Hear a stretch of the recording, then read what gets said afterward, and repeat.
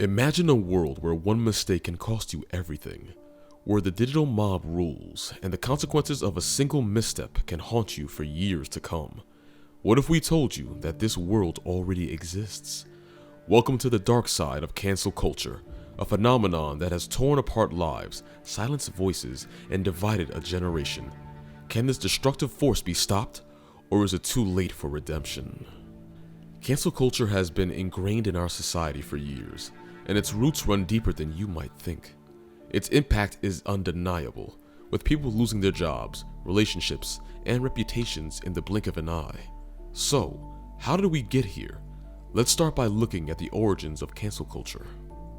Initially, cancel culture emerged as a response to the widespread mistreatment of people in various industries. Survivors barely shared their stories, resulting in a powerful movement that held abusers accountable. At first, cancel culture seemed to be a force for good, but as it gained momentum, it took a dark turn. People began to weaponize cancel culture to silence those with differing opinions or to punish them for past mistakes. The digital mob began to scrutinize and amplify every tweet, post, and comment in search of ammunition against their targets. Have you ever wondered how you would fare under such intense scrutiny? Would you emerge unscathed or become the next victim of cancel culture? The impact of cancel culture has been far-reaching and devastating. In 2018, director James Gunn was fired from the Guardians of the Galaxy franchise after offensive tweets from a decade earlier resurfaced. Was it fair to judge him based on his past mistakes, despite his growth and remorse? This is just one example of the countless lives that have been upended by cancel culture.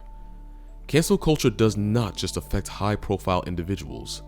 In 2020, a 16-year-old high school student faced expulsion and threats after a brief video of her singing a song containing offensive language went viral. Was it right to punish her so severely for a momentary lapse in judgment? How many of us can honestly say we haven't made similar mistakes in our youth? As cancel culture continues to spread, the fear of being canceled has infiltrated every aspect of our lives. A study conducted in 2021 revealed that nearly 50% of Americans reported feeling afraid to express their opinions publicly due to the potential backlash. Have you ever censored yourself or avoided certain topics for fear of being canceled? The psychological toll of cancel culture on both victims and bystanders is immense. Friendships and family bonds have been strained or severed due to differing opinions.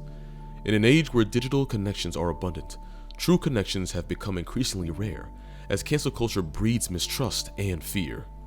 How many relationships have been damaged or destroyed because of cancel culture? The rise of cancel culture has also had an impact on the world of journalism. In some cases, reporters have been fired or forced to resign due to public outrage over their reporting or opinions expressed in their articles. This has led to a chilling effect on freedom of speech and a fear of tackling controversial or unpopular topics. What does this mean for the future of journalism and the role it plays in our society? We've also seen the rise of woke capitalism, where companies are increasingly pressured to take a stand on social and political issues. While some argue that this is a positive development, others worry that it may lead to an environment where corporations pander to public opinion rather than focusing on their core values and responsibilities. Are companies genuinely committed to social change, or are they simply trying to avoid becoming the next target of cancel culture? One of the most insidious effects of cancel culture is the way it has fostered a climate of self-censorship. As people become more fearful of the consequences of expressing unpopular or controversial opinions, they begin to silence themselves, leading to a narrower range of ideas and perspectives being shared in the public sphere. This erosion of intellectual diversity can have a harmful impact on our mental health. Moreover, cancel culture has led to a rise in online harassment and cyberbullying, as the digital mob feels emboldened to attack those they perceive as deserving of punishment. In many cases, the harassment extends beyond the target themselves, affecting their families, friends, and colleagues as well. The emotional and mental toll of such relentless online abuse can be overwhelming, leading to anxiety, depression, and in some cases, even suicide. Are we as a society willing to accept these consequences in the name of holding people accountable?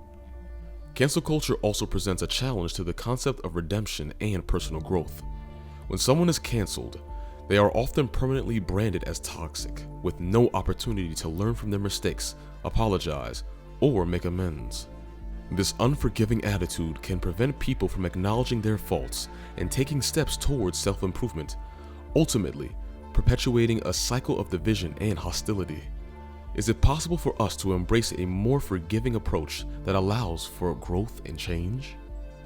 The dark reality of cancel culture has taken its toll on our generation, leaving a trail of shattered lives and silenced voices in its wake. As we grapple with the consequences of this destructive force, we must ask ourselves, can we find a better way to hold each other accountable?